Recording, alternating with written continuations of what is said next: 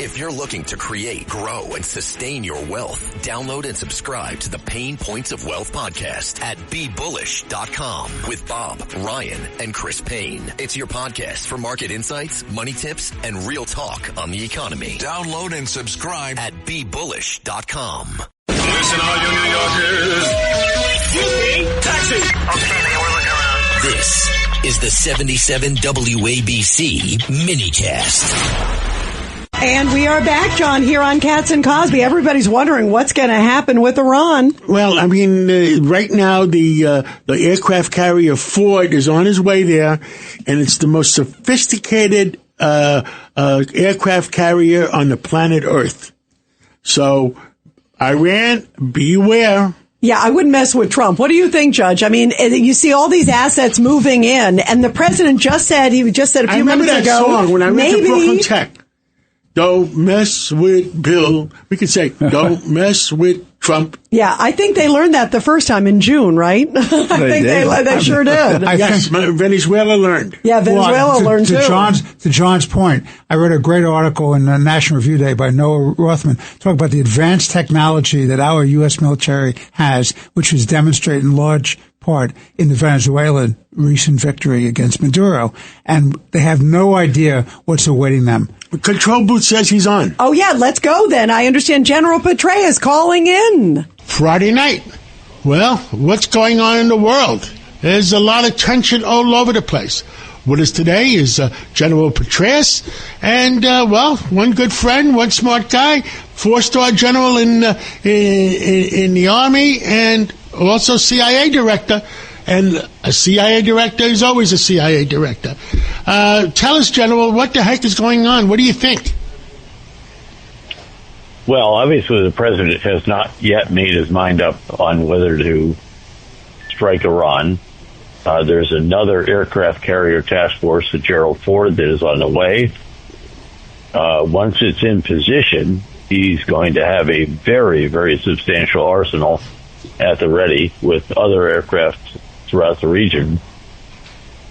But it's really up to the Iranians. Could the supreme leader really negotiate on the uranium enrichment program? Could he actually agree not to enrich? And then what about the missile program and the support to these nefarious proxies in the region? My sense is that the supreme leader is a hardline ideologue who will not negotiate, but we have to see. So we take one day at a time at this point, and at the end of the day, I guess if the president hasn't made up his mind, and I think what I can sense is that the president would rather have peace, so he would rather make a deal than start a war. Is that your sense? I think you're exactly right. Yeah. No, I think you've heard that exactly right. He would like to use leverage. Keep in mind, John, that Iran is essentially defenseless right now against air attack. The Israelis with our F-35s took out the sophisticated Russian S-300 air and ballistic missile defense system. They then took down just about all the rest of the air defense elements that were of significance.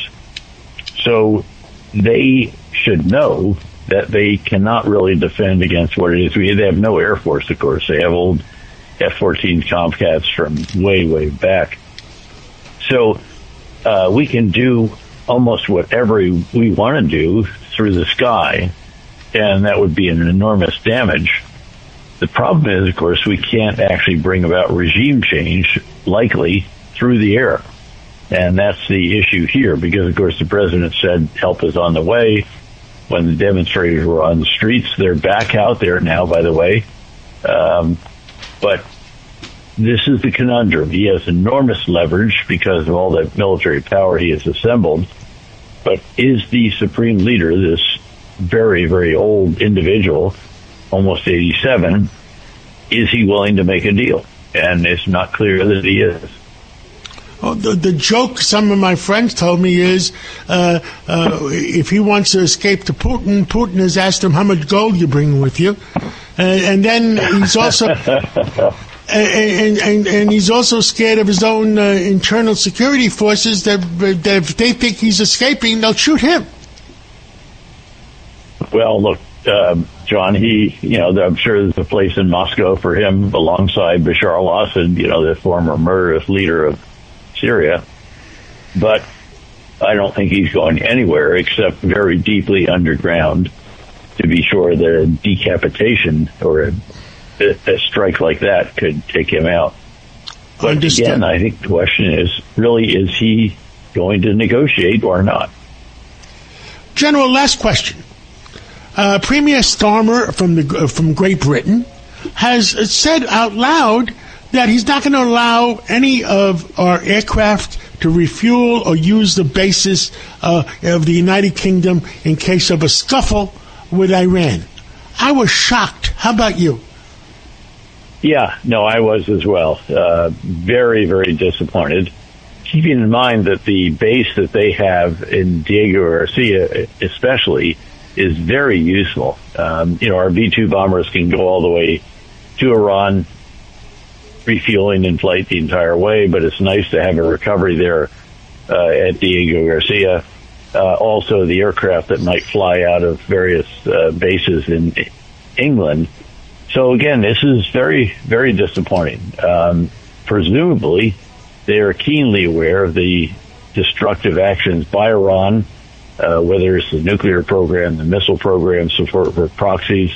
They've been on the receiving end of some of Iran's more nefarious actions. So again, a big disappointment, frankly. Well, thank you, General, for coming on this Friday evening, and we'll catch up. It's very disappointing. We'll catch up again real soon. You bet. Thanks, John. Well, that was an interesting conversation with the General. Yeah, he is the best, by the way. Really great. Rural Americans deserve access to the best of what our nation has to offer, especially healthcare. Across every state and every community, America's rural hospitals are the first line of defense, protecting our families, neighbors, and loved ones. No matter where you live, hospital care doesn't clock out. They're there 24 hours a day, 7 days a week, 365 days a year. Each year, America's over 5,000 hospitals care for millions of patients, providing 24/7 emergency care, delivering babies, cancer treatments, and other life-saving care that patients rely on. Behind every one of those patients are doctors, nurses, and caregivers working tirelessly to keep people healthy and safe. Hospitals are our community's lifelines. They employ our neighbors and keep our families healthy. But now, some in Congress are threatening access to care. Tell Congress, protect patient care to keep America strong. Don't cut rural health care.